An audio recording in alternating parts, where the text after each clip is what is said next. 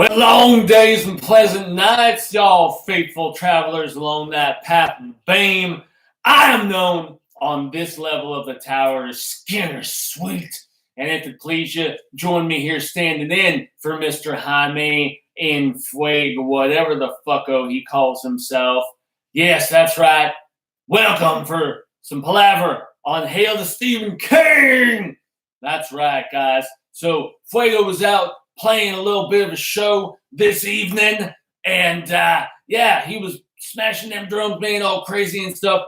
And so for that reason, he asked me if I would sit in and talk about a villain that captivates the hell out of me.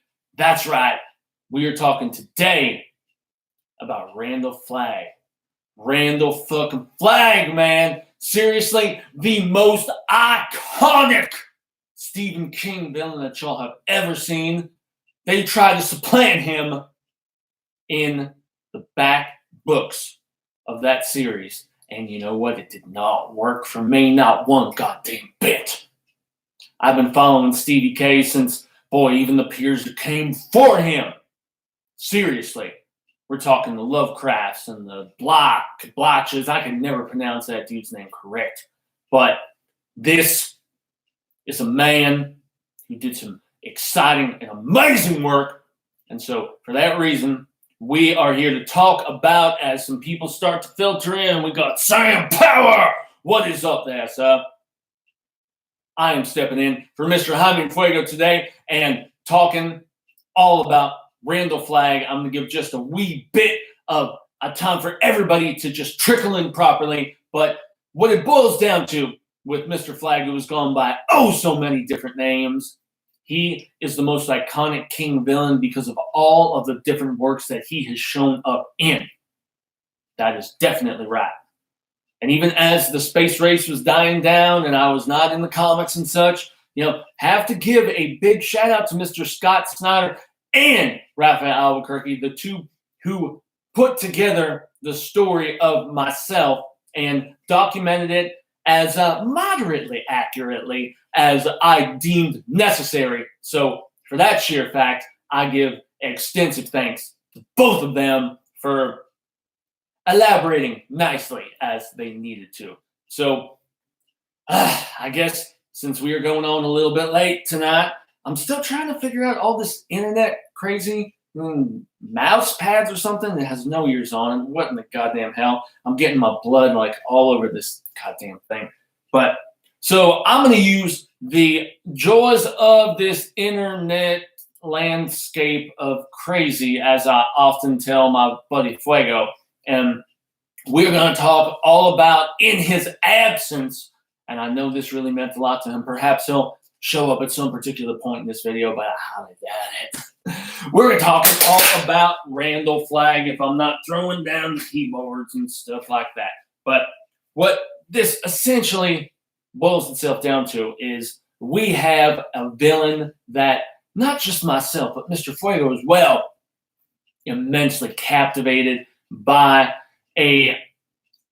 almost a wizard of sorts. A sorcerer is probably a better word if we're going to just reach back to times even before mine, but a man of immense power, crazy magnitude of it. And Mr. Flagg is so very good in the fact that, good as far as not a good person, but just evilly captivating, I guess is a good way to describe it. And he is a lot of fun when he is initially introduced in the stand, but King could not keep away.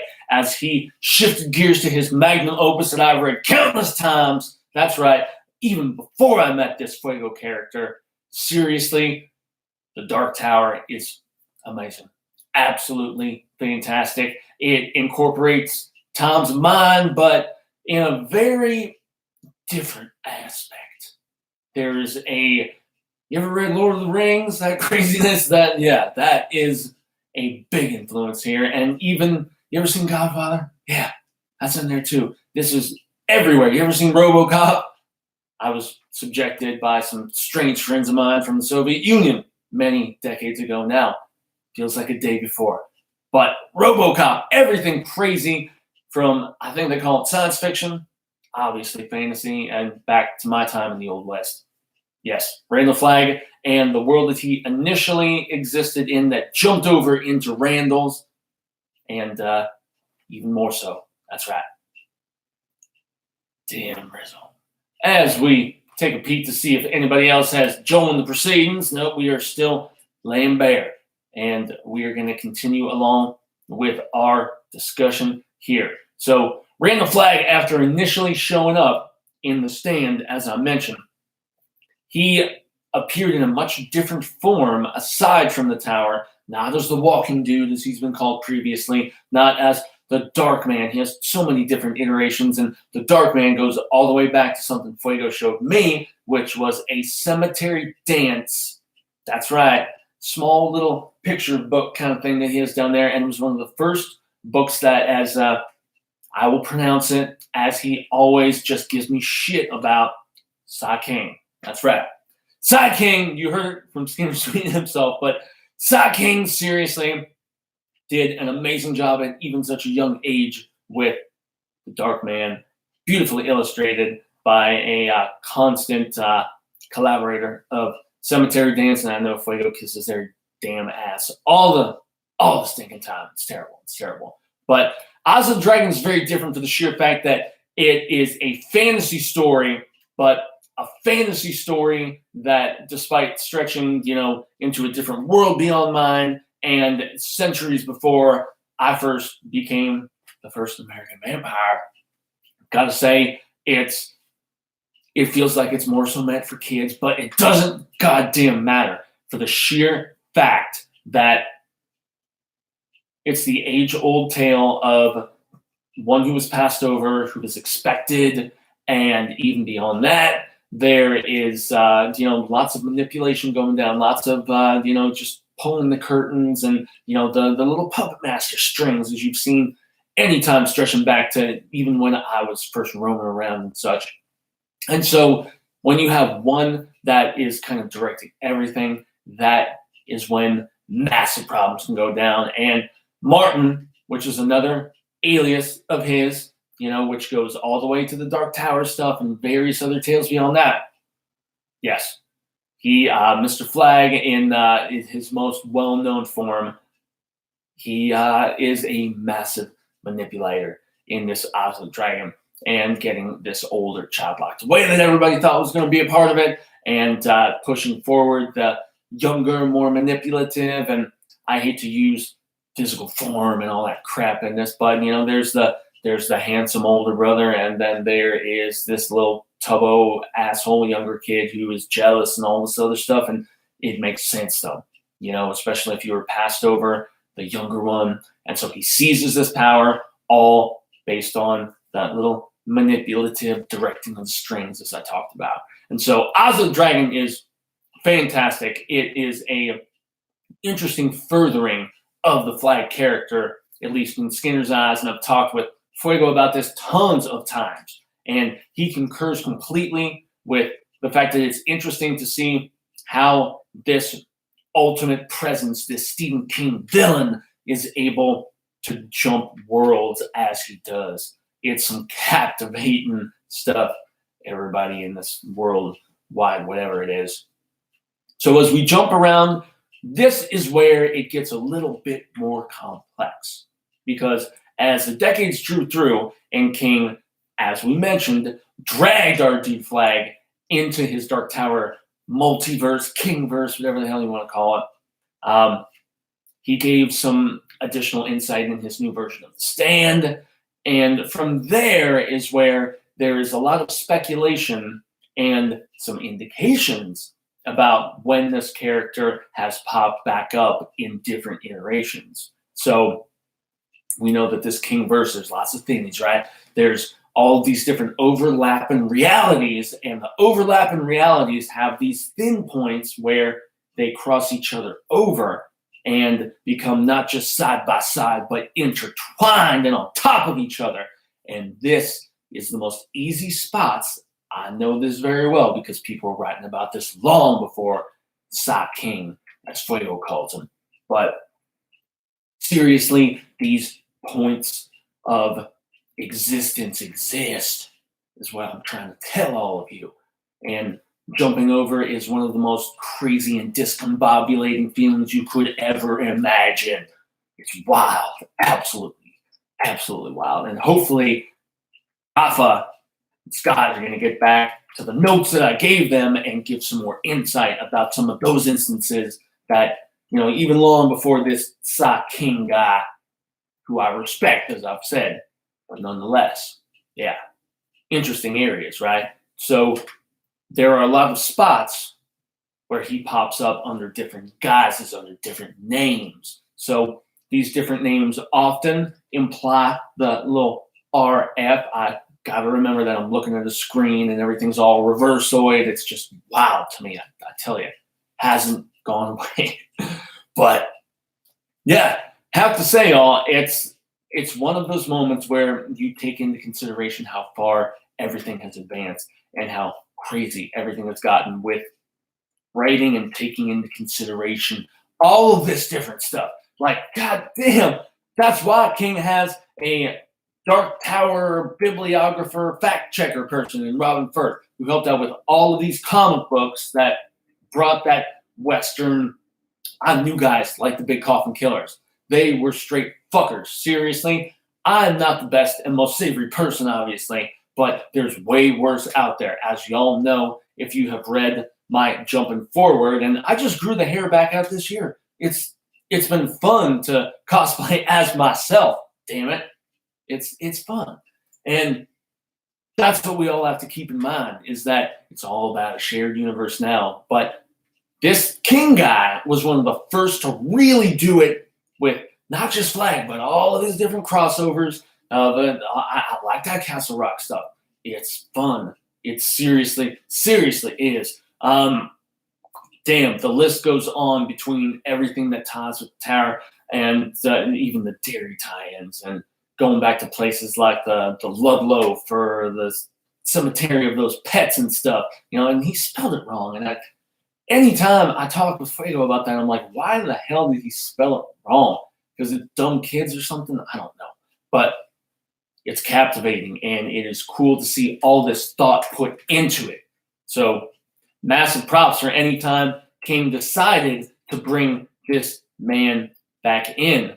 And this is where, as I scroll further through the Pedia wiki, so it's supposed to be like encyclopedia, like we saw in the early, I don't know, the biblioteca, biblio, whatever. I can't remember, but people used to go door to door and sell these things, right? And now it's all free on the webs. It's crazy to me, absolutely crazy to me. So if we're jumping into different stories and more obscure occurrences of this character, because Fuego gave me notes. He told me this website to go to get all the information to talk with all of you about. And I'm curious if we have some more joiners here for a Randall Flagg Explain Talk. Let's see. We have Scott Baker's getting down. What is up, good sir? I actually have something at the back half of this video that Fuego gave me, and he wants me to open on up. We got Dino, always awesome. And oh boy, this is one of the problems when you've been a couple 100 years old at this point. And we got Trent Davis. What's up, man? I'm Skinner Sweet, American Vampire, and filling in for Fuego tonight to talk all about Randall Flagg and his awesomeness in this rad live environment. So this is where we are finally getting down into all of these different names. Now, we know he's been known as Walter. We know he's been known as Martin. Obviously, Randall Flagg and various different aliases beyond that. We've got the Walking Dude, obviously, and the Dark Man, as I mentioned before. He's been called the Man in Black. I mean, so many different nicknames. I'll actually take a peek here. He was called the Midnight Rambler by Lloyd, and he was called the Adversary by Glenn Bateman. And these are more secondary names that were given to our guy. Man, I even start talking like Fuego every now and again because I talk with this man and I just start to lose his voice. But yeah, he in the Stand especially, that is where all of the nicknames, it's where he originated. It makes the most sense, damn it. And I must say, with this upcoming remake of The Stand that everybody's talking about, and they're saying it has to happen. It was originally going to be a couple films. They had this this Josh Boone kid, who Fuego assures me is on point, and dude is really, really good. But I haven't watched any of Fault in Stars or anything. I don't really like watching movies on these little screens. I like to sit somewhere where they're going to project it somewhere big for me, and I take the most out of it that way. That's really, for me, where I feel like I'm there if it's big. But that's just Skinner. It's fine. Anyway, so many of those names come from the stand, obviously, and they did some great stuff with comic books at Marvel, and anytime he was illustrated, it didn't matter who was doing that drawing and the colors and stuff, even if it was going through on these damn computers I'm speaking to right now. It's still pretty interesting. I gotta say. But this is where we jump into both fan theories and the fact that this guy has definitely shown up in a lot of other iterations. I mean, one of the first that comes to mind recently is where later in the Hearts in Atlantis, we have this big counterculture riot kind of thing going on. It's the girl that Garfield fell in love with. If I'm remembering scant pieces because it's been a minute since I've read this book. But she has become an activist, and she is at this, it's going to get radical, bombings, craziness. And we have an RF. I cannot recall his name, damn it, but it's something that sits with me, and the way the man was inciting a crowd felt so very much like it. From jump to another one, last summer I read a novella that Fuego lent me that I did not like very much, similar to his thoughts, but I think I was a little harsher on that. I'm talking Gwenny's Button Box, and Gwenny's Button Box is boring. Yeah. There is so little going on in that, and it very much like Elevation for me. Fuego was nice to Elevation. I'm not going to be nice to Elevation. It had an ending that felt heavy-handed and looking for emotion after the roller coaster of nothing that was that story. It disappointed me thoroughly. I was very upset with it. But Fuego always looks for the good in this stuff. So, for that reason, I say that I was not the biggest fan of Gwendy's, even though we had a Randall Flagg appearance. That's right. Richard Ferris, as he called himself. And he meets Gwendy in Castle Rock in the 70s on these little circular stairs, spiral stairs going up this side mountain. And he offers her this little globe thing, and there's candies and all this other stuff. But bottom line, even though he sets, without spoiling anything, because Fuego always tells me, don't spoil it, damn it, don't do that. It comes by nature. I want to tell everything I found interesting in the story, as opposed to biting my tongue like, look at these bangers, man. Seriously, I bite my tongue right the hell off in this situation. But nonetheless, I gotta just be coy about it and say, very underwhelming story as it boils down. We know Walters, various Walters. Big contrast that Fuego and I talked about since he made me read them comic books and Marvel put out. There is a character called the Good Man. Yes, Farson. It is implied very much in the Marvel comics that Martin, Walter, Flagg are all walking through. They are all the same entity of evil that jumps from area to area. And what do the kids do these days? They kind of go like that. They're like, I respect you, dude. Yeah, I respect the hell out of anyone who is able to put forth that sort of synchronized effort. That is truly, truly impressive. I've got to say, goddamn impressive, goddamn. I'd lose some of my accent and then it just comes right out when you least expect the emphasis. That's right. So, damn, props for all the juggling act that entails keeping all these characters straight. But is he, in fact, the Good Man? Comics say no. Novels King himself wrote say yes. Conflict. Little bit of a conflict. Kind of crazy there. But we're going to jump into a couple other stories as I check to see if anybody is joining the conversation. That is right. Let's see who else we have for a little bit of Skinner. I have to look them close because, all right, whose blood did you drink, cowboy vampire?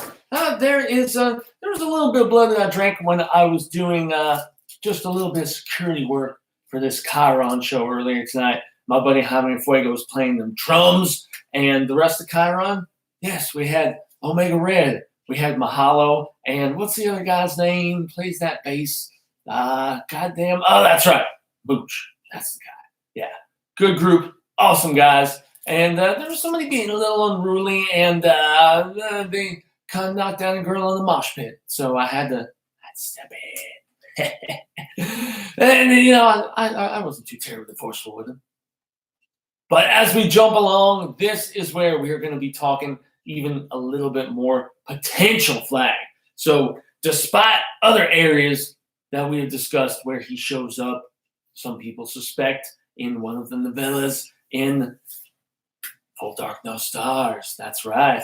There is a character who gets off a plane and he makes kind of a deal with this guy right beside the airlines, right beside the airport, and he does an exchange of the life years of one of his best friends who has effed him over many times, who has, just taken the girl he liked in college, all this different stuff.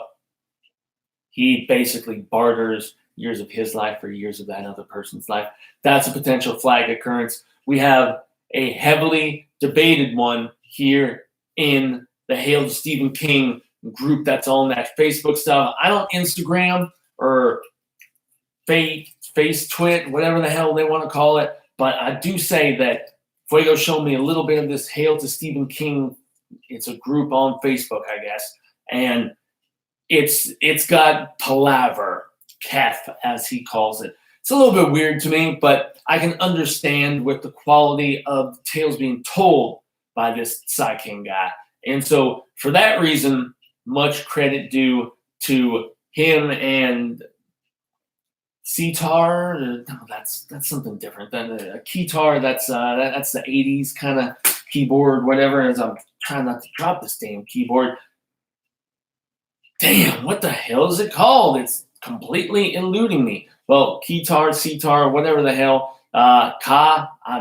Anyway, it's all kef or whatever he says, and palavar. That's what it is. And we are sharing it right now. And if you want further stuff about this Randall Flagg guy, you need to continue reading things like the short story Children of the Corn, because Children of the Corn is one where people debate if He Who Walks Behind the Rose is just Flagg showing up in a different iteration.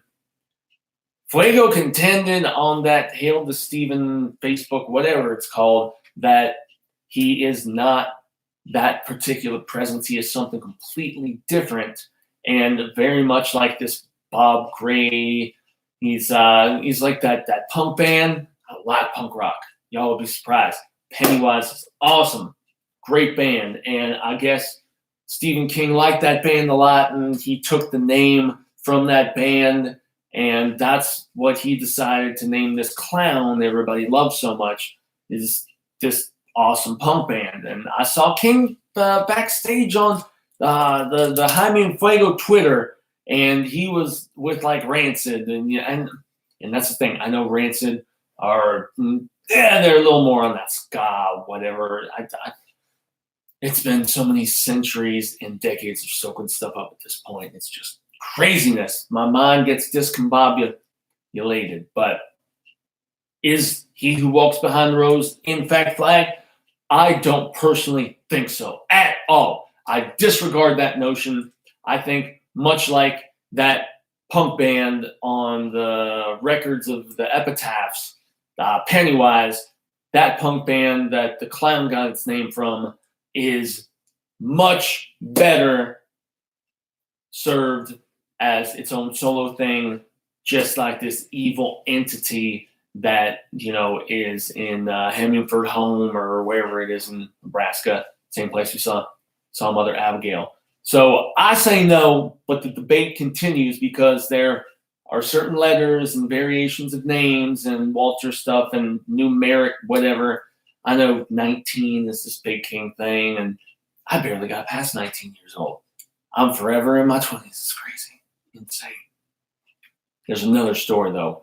One that I even was sure, before Fuego talked to me about this different thing, I said, the man in the black suit, or whatever it's called, something of that nature. This kid is out fishing, and he's by this little stream, and this creepy, deathly looking man in this black suit, he almost, the way he's described, it's kind of like another show Fuego made me take a peek at. It's this vampire slayer named Buffy. And there's an episode with these guys that float, bald, and they're pale, and they're in these suits. I always envisioned this character, when I read this, to be just like him. Everything's eventual, I think, is what it's called. Also has a great story with Mr. Rolo, who's from that Dark Tower series that I respect and love the hell out of so very much. But the way I always thought this particular, man in the black suit or whatever you want to call him would actually look like. And he says some crazy things. This kid freaks him out, but the kid somehow survives. It's a type of adventure that I would have loved to have had before I became this half-breed, whatever you want to consider me at this particular point. But that is one that I agree with Fuego. I do, in fact, think that that particular character was indeed Randall Flagg, just in a different iteration. Another different iteration shows up in, so this Sa King guy, as Fuego calls him, and all the CRs or palaver with CRs is, I don't know. I'm not making fun. I respect it. I think it's cool that there's that much love and devotion. But the discussion between all of them revolves around a volume between volumes, as I guess Fuego would probably say. There was this fourth Dark Tower book, which I prefer the Wasteland, but I'm with Fuego that it's very, very close, goddammit, in the Wizard and Glass story. Seriously. But they put a story between the fourth and the fifth book that this awesome lady Lily was a big fan of, and so many others of y'all are too. We had The Wolves of the Kala, while the story was placed by Sa King between the two. And we see Randall Flagg show up and really reveal himself in that third Wastelands, which I said is my favorite. When you have the TikTok man, who is one of the main baddies with this Gasher guy, as our new quartet, as Fuego would call it, is rushing underground in Lud. It's crazy. It's a scene that I would love to sit down in one of those big theaters that I was telling all of y'all about and see this huge city that looks very similar to the other side of the world for me. The other side of the world for me would have been New York City at that time. But I've been to it, and it takes your breath away. It is crazy in a very different way than the area of the world I was from before. So very impressive. But this story and everything with that tower, and I know so much money in Hollywood now. I've seen it all go up since Rose in the 20s, and I pay attention to that stuff now because of it. I gotta say, it's sickening how much money is spent on bad art. It's terrible. It's goddamn sickening.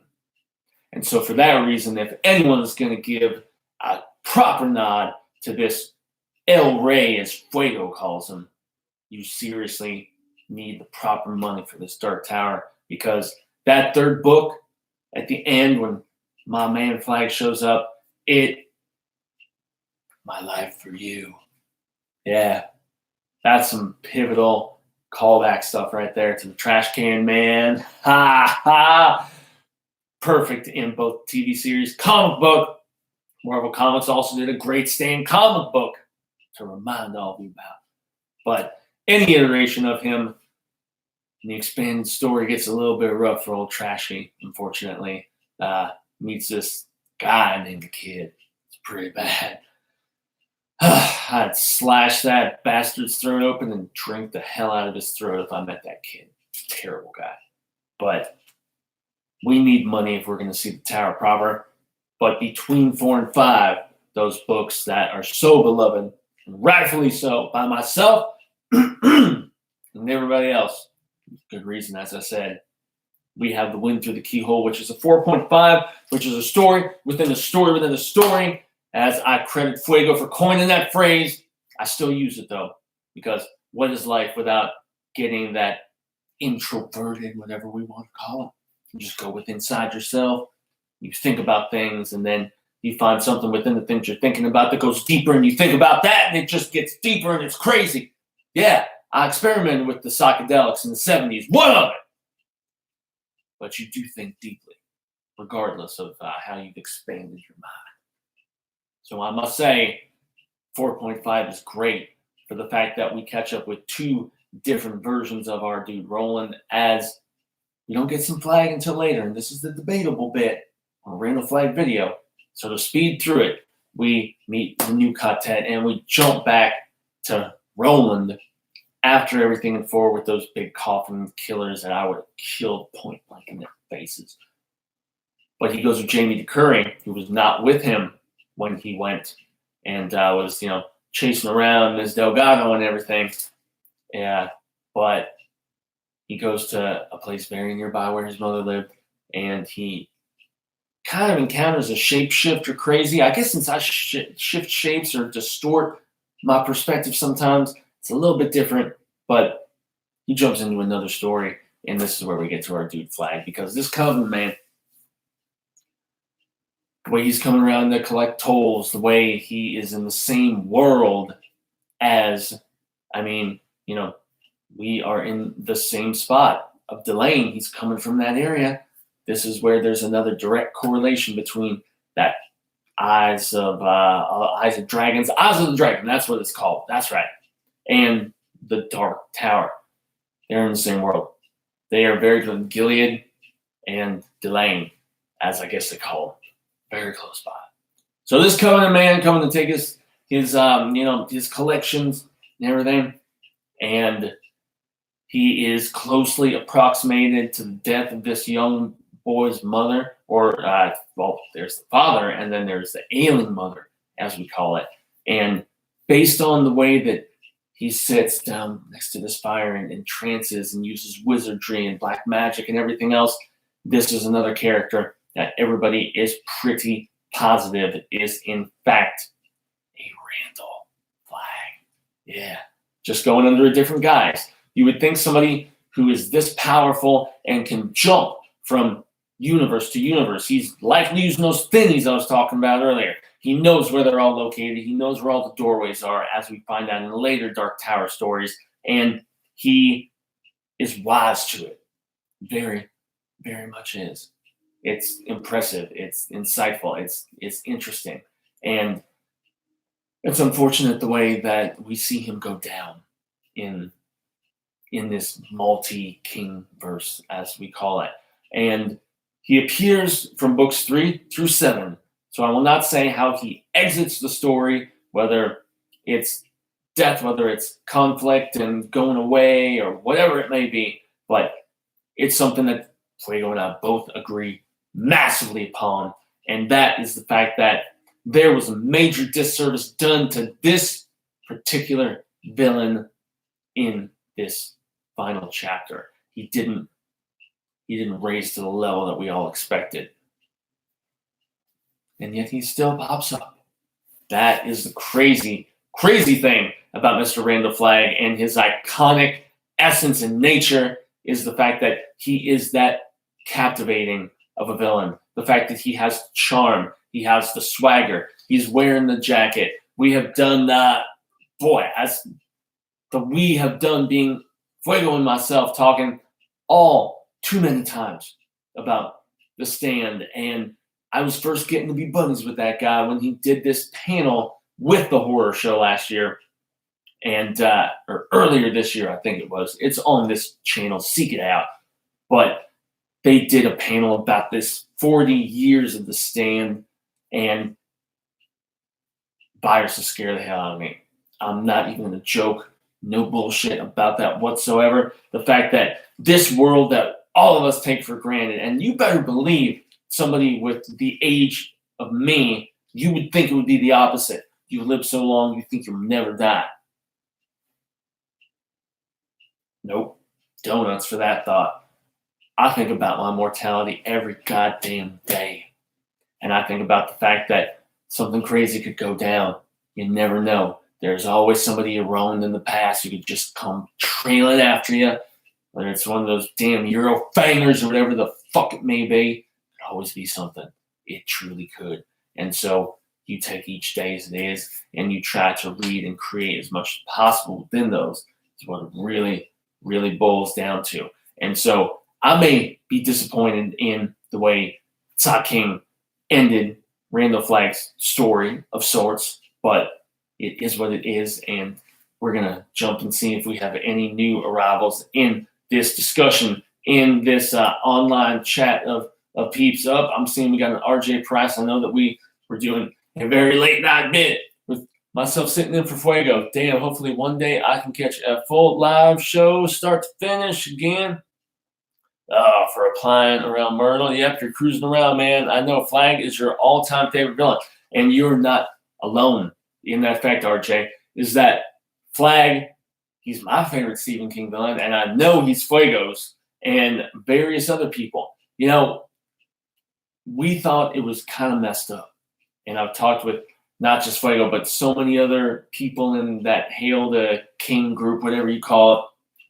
I have had this palaver with people, and we have discussed the fact that he was given a disservice, but he is still the most iconic because of the fact that even though this Crimson King comes into play and he's basically supplanting who we have seen in far more stories and who we consider so much more iconic, I guess you have to really just surprise people, I guess. You know, it's not that surprising to feel that need to get people on their toes and get them nervous and get them not suspecting anything, because just when that happens, pow!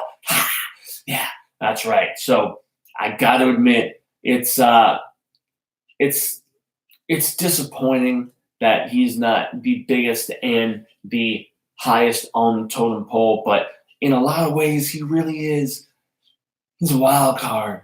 It's one of the reasons we love Flagg so much, because he has that aspect of duality and villainy, but he has personality, which for me, someone like the Crimson King never had, whether he was eccentric and throwing bombs from the tower, or whether we were seeing everything else going down from Insomnia through those later tower volumes. Flagg is iconic. We know this to be true. And that is about the predominance of the coverage that I have hit all the bases, as we're about 40 minutes in. And for those that are actually tuning in to this bit of a live stream, anybody who has any questions for Skinner and the little bit of the Fuego keyboard knowledge, toss it on down, guys. And I'm just going to keep on riffing for the moment about the fact that Flagg is an iconic villain for Fuego and myself, for that sheer fact that he definitely does not pick and choose with loyalty as much as y'all would expect.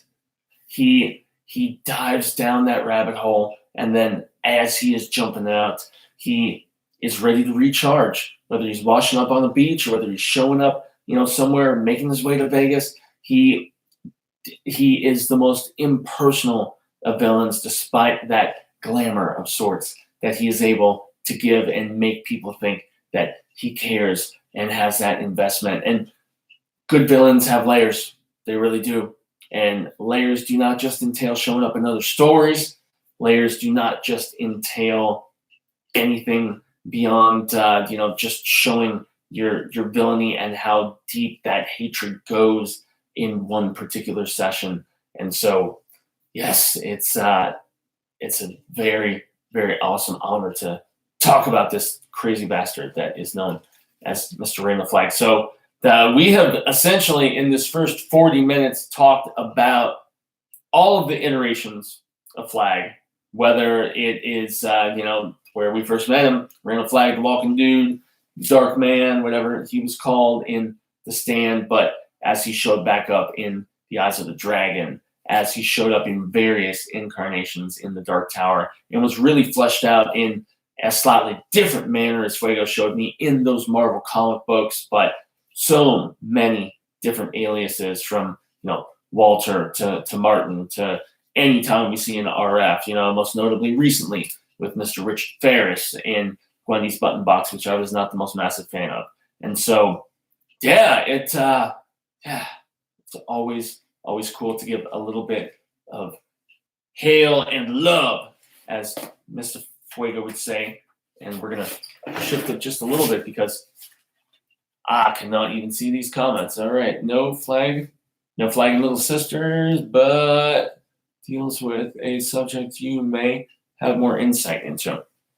Yeah, it would have been nice to see a little bit of RF in, in any capacity in the Little Sisters, but, we didn't really get any of him in the initial Dark Tower 4, at least as far as flashing back to that original content, as Fuego reminded me, and as I recall even reading the book myself. But he just didn't fit into that story, and in a lot of ways, I'm very glad that he was not a part of it, because of that sheer fact that, I got to tell you, it was interesting, and the whole fangers. We got these nurse vampires that are sucking down Roland's juices after he arrives in this small abandoned town of sorts, but it's not the most compelling story for Roland. Fuego disagrees with me, but I would say not a lot happens, and they give some sort of premium opponent because of the fact that, Roland encounters this other love, and as he says in Wolves of the Kala, it's the only other one besides Miss Delgado that he ever felt anything for, legit.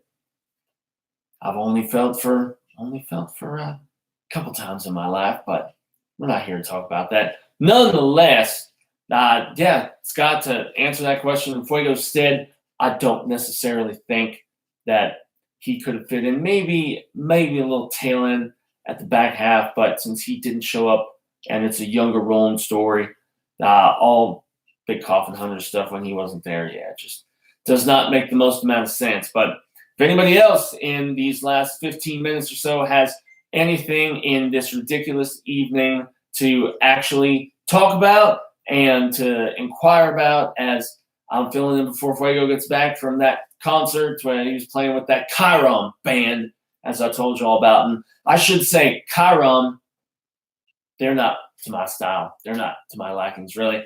They scream too much. They sing sometimes, but there's so much goddamn screaming, and there's these like do do do do like a goddamn machine gun from when I was in World War II. Like it's not my style. The drums and everything. It's too fast. It doesn't make me relax. It makes me want to go and kill. And I'm past that point now. I like to just let it be. And that's not quoting those damn Beatles. I chomp down all their faces. But it's angry music, even if they claim beyond it, and even if they say, hey, we're in this same camp as you. You gave all your secrets to Scott and Rafa, and you're still doing it. And even if they're taking a break, well, hey, it is what it is. Fuego can talk all the hell he wants, but he is this damn peer. I call him the goddamn payer because he is goddamn for not being human and not being vampire. Seriously, even American flipping vampire like myself. He is neither. He is this in-betweener sitting on the fence, goddamn it. Half human, half vampire. Yeah, he is a goddamn peer, and I'll stress that fact about Fuego. But goddamn peers, no. I guess there's a little bit. We have this vampire presence of guys like Sarah, and Also from Salem's Lot. The fact that we get some Callahan flavor in there stuff, but Flagg's not in any of those. I mean, I guess he's in the books where we discovered this Sarah character, and they're working in league together. Dixie Pig and all that stuff. And I honestly love to go to a place like Dixie Pig. I've eaten tons of humans before, so it's fine by me. It is what it is. As long as they're bad people. That's where I try to really draw the line. Rose taught me that. Rose she did a nice job about that. But so, yes, this Randall Flagg guy. How about we talk briefly about the two different portrayals that we've seen on this big screen of him. That actor from that Stand miniseries, and since it was on television, I did not get the chance to actually see it on a big screen, and that is this problem with the fact that we saw this Mick Garris guy. This Mick Garris guy who did the Stand movie. He did a lot of other stuff by that Psy King, as Fuego calls him. But have to say, he did a pretty damn spot up, just solid ass job with this miniseries of Stand. As we mentioned earlier, I've been trying to remake it with this Josh Boone kid, but the benchmark has been set pretty high, in my opinion, especially with the cast that we had. It's very, very good. And especially the guy playing Randall Flagg. He had this mullet going on, and this is not quite a mullet. It's still long hair, and I've cosplaying as myself because it's always so funny. You walk into these conventions, and you don't want to tell people that these characters are based on your real life. So you're dressed as yourself, pretending to be yourself as yourself. Talk about the wheel of Ka, as Fuego calls it. It's crazy. Absolutely crazy. But very tenaciously, to give a little shout out to Mr. Jack Black and Kyle Gass. Great guys. Love those dudes. Awesome kielbasa sausage. And I hear their ladies are very satisfied. I don't know what that means, but anytime they cook a kielbasa sausage for me and I go hang out, have dinner and some beers with them, they always say they're very satisfied women. I don't know what that means. Kyle Gass, Jack Black, great. Absolutely love the portrayal in that very first one because of that tenacity, that darkness just below the surface of that portrayal. Randall Flagg was great with the shape shifting between the crow and having the feathers in the hair and everything. He's very much of the time. That is what we will agree upon. However, King updated that story 3 different goddamn times. From the original 78 printing to paperback in the 80s to uncut beginning of the 90s. Put tons of crazy stuff in there, including that kid stuff that I mentioned. Don't watch the movie, kids. Man, Fuego made me watch that shit. I wanted to puke. Terrible. Anyway.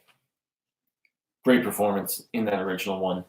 But night and day, the performance of our Man in Black from the Stand compared to what we saw in Dark Tower movie. And unfortunately, that is one that I did see on that big screen that pulls me into another world. Makes me think I'm going to drop the keyboard, but makes me think that I'm in a time before the world's moved on. Guess it's something that would pertain to Flagg and everything else here. But yeah, before the world moved on, I felt like I was there for the first few minutes after these kids got their brains drained or something. That movie was terrible. And as much as I love McConaughey, he did not give Flagg his just due. He did not. I think it was more so the way he was written, but I'm not gonna contend much beyond dropping the mouse on the floor and just reiterating that sheer fact, y'all. That damn, seriously, that it was one of the biggest disappointments of the entire King creation career for Fuego and myself included. Absolutely terrible. And it's probably one of the reasons why I'm dropping things over here, because of the fact that first they're sliding right off my lap because this is not like a stable surface or anything, but the hopes were so high based on the property. Massive. We're talking, beyond even the atmosphere here, craziness and massive disappointment, not just with his portrayal, but the way they tried to synthesize together this big old story. It was just goddamn silly at the end of the day, and did not give even the seriousness that we saw in the 90s miniseries, which Fuego's got this term. What the flip is Fuego's term? Campy.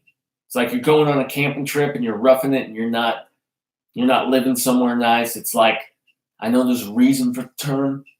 You're making it campy. You're not living in luxury. You're not putting the money in. You're not serious. I don't know.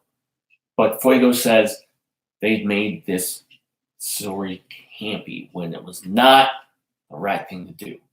Maybe they were trying not to be, but it still happened. So, bottom line for me, terrible portrayal by Matthew McConaughey, and I will take my Randall Flagg from the original Stand miniseries any day. It's really interesting to think about how they're going to cast this new version, provided it does show up on the CBS All Access, which talk about streaming, y'all. It is as crazy as it gets. As I'm telling you, I've been alive since, late 19th century, for goddamn sake. So seeing all of this technological advancement just in my lengthy lifetime, which is barely over a century, nothing too crazy, it still blows my mind. Genuinely. It's absolutely insane.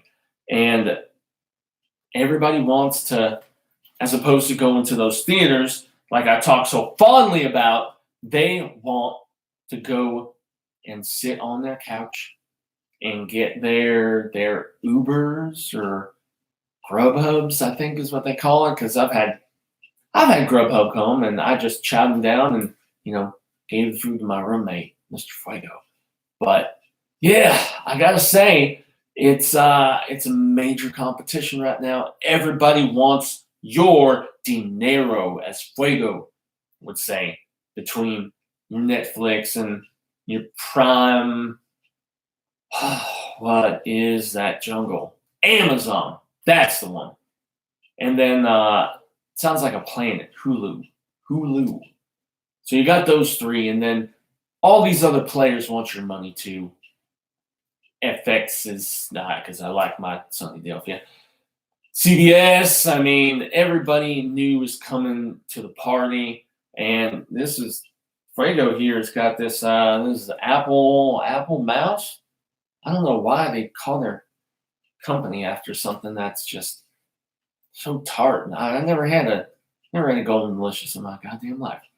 They don't even taste the same anymore anyway, I imagine. But Apple is very staunch in their approach, and they're very calculated, and they want market money. And that is one of the reasons why they are involved in starting their own streaming service. That Mickey Mouse guy's starting a goddamn streaming service, and I've seen enough of his movies on those old screens back before I even got involved in any of this bang bang craziness and stuff. Yeah, I saw some of these Disney films, and they were great. And they're gonna have this streaming service too. So everybody wants your money, whether it's the Apple computer people, whether it's the Walt Disney's and the little mascot. They all want your money, and there's many more coming.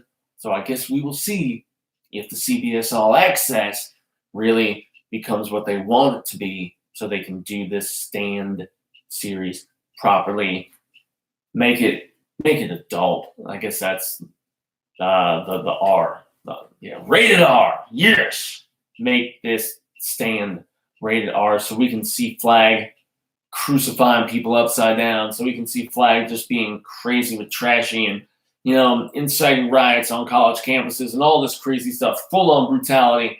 Have Blumhouse produce it. I don't. That's just me ranting off for a second, goddammit. But nonetheless, we will at some point very soon, I guarantee it, be seeing a new incarnation of Randall Flagg. It's inevitable. It will most definitely be transpiring, whether it's this Boone kid, whether he's a Boone and he gets it done. He's also supposed to be working on this revival movie. We have no idea. That's just all the info that Fuego's been feeding me. I'm feeding myself the rest of the way. But nonetheless, we are at nearly an hour at this point, and this has been more so just Skinner giving my thoughts, which I'm fine with. I don't want to interact with any of y'all anyway. Honestly, I'm here to talk about the impressions of King that have shaped me. And there is a rumor that when I had given my initial notes to Scott and Rafa, and they were making my life into this comic book, that they went and they consulted this King, as Fuego calls him, to help flesh out just bits that I didn't give him about my backstory. It's all lies. It's all lies. I respect him making my creation more interesting than it actually was. I will give him that. That I will take pride in, from one of the best authors that I've seen since Charles Dickens, legitimately and honestly. So, yes, all of that praise, the hail, as Fuego calls it, goes to the guy with all these books right behind me here. And, goddamn, what a hell of a guy, this Stephen King, especially to create a character as compelling, that's right, as Randall Flagg. So let's just run back down the list as we are nearly reaching the hour. And it is a Saturday night late on 10/19, or 11/19, I should say, when we start things up. That's right, here on the 119th episode of this Hail Stephen King Crazy. But yeah, we got our first taste of this man in The Stand, and I know Fuego compelled me to do the same thing, so I will just go through the same story very briefly. When he told me that the best Stephen King villain ever popped up in a bunch of different books, how could I not? How could I not say, hey there, roommate guy, just toss me that book. Let me read the ones that tie in, not necessarily with him, but it's a little appearance, if it's a short story, if it goes with this main Dark Tower, crazy whatever. And he did a great job on that video. Could have been a little better, as always. He could have shifted a couple of those around, but he was just really adamant about this Dark Tower on, off book off, whatever, back and forth, whatever the hell have you. But yeah, nonetheless, I was pretty impressed with his love, and he's a nerd about that shit. Let's be honest. It's funny to me, but at the end of the day, he loves it. I give a lot of respect to him for loving the character, because people love villains. Look at me. People love villains. This is villain love. Villain loving another villain, damn it. Seriously. And for that reason, yes, much respect to just seeing somebody else kind of seize control and do it over various levels and various, it's ambitious going from reality to, we're going different worlds to manipulate and seize control. That's it, right? Or did I do the wrong hand? Oh, that's right. Bam. That's respect, right? That's respect. Damn it. As Fuego would say in this chest pounding crap. I don't know where he gets that shit from. It's so stupid. Maybe sports. I don't know. But Randall Flagg, most compelling villain that we have ever seen in the universe of King. And as we were about to hit that hour-long mark, I just gotta thank the few that have tuned in live. It was a tough time. Fuego was originally going on at 6:30. That's right.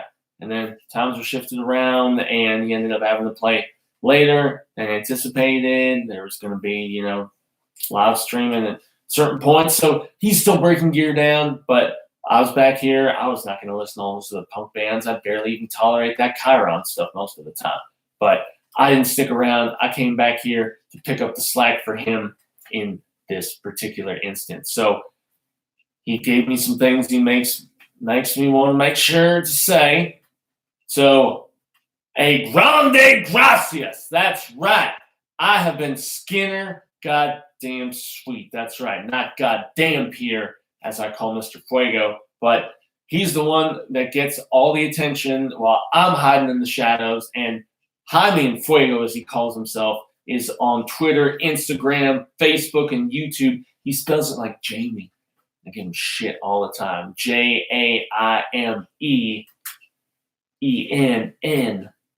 Fuego. But he just goes by Fuego, that Fuego. But yeah, Jaime and Fuego, that's that guy with all these books behind me. But he turned me on to a Love of Psy King, and we share some bloodline, so it's not all headbutt, okay? So that grande gracias, as he calls it. If you want to learn more about me, that's right, little backstory, all the crazy adventures that I've been on, we did a short film here on the horror show called Sweet. So if you go to the horror show channel on YouTube, which is where you are right now, and just put in Sweet for a search on this channel, you will see a little backstory with myself and a certain unexpected family member. If you want even more insight, you can go to the two men that I gave my life story of sorts to since becoming as you see me today. That's right, Scott Snyder and Raphael Albuquerque, who, as I told him about it, he started sketching. As I was telling him, the gears were turning. He had an idea, and it was fantastic. I love both of those guys, even if I'm still waiting like that Ben Affleck guy chasing Amy for my most recent check. I get hungry when I don't get my checks. I only drink the finest blood. That's right. I only go and catch when they seriously step on my nerves. So I've been Skinner Sweet, and you've been watching Jaime Fuego on the horror show. Subscribe to this horror show and hit that bell. Smash the shit out of it. That's right. You get notifications anytime that happens about all those videos those crazoids do. I'm still very happy that they employed me in the short. The pleasure to be Fuego's double and do some of the stunts for him.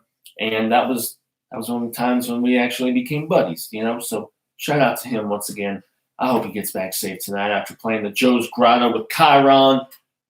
I don't like Chiron, but if you like metal with screaming and singing, I don't understand where this metal term comes from, but if you want to hear them, reverbnation.com/Chiron, Chiron, band. Yeah, like they're a band of bloody brothers. AZ. Chiron Band AZ is where you can find my boy Fuego and his band. So subscribe to the horror show, like and share this video. Fuego would want to tangle with some piece of wood with me. If that did not transpire, I always prefer silver. Silver makes it more interesting. But until you join your regularly scheduled host for stuff here on Fuegotainment, I'm going to try to remember what he told me to say. Here we go. It's hasta luego, sin amigos. I don't understand why he's talking about people sinning on his videos. Makes donuts for sense, or onion rings for sense. That works too. Anyway, doesn't make sense. Sin amigos, but he says hasta luego because he wants to see you sooner rather than later. And until then, remember, stay scared. And I think it's read Stephen King. And for me, just read The Stand. It's 40th anniversary. I still love it. And that is all she wrote for everybody. Much love to all of you. It was a very crazy evening, and you're seeing a little bit of behind the curtain before Fuego gets back. So thanks very, very much. And until next time, remember, y'all, stay scared. Read Randall Flagg. Anything he said.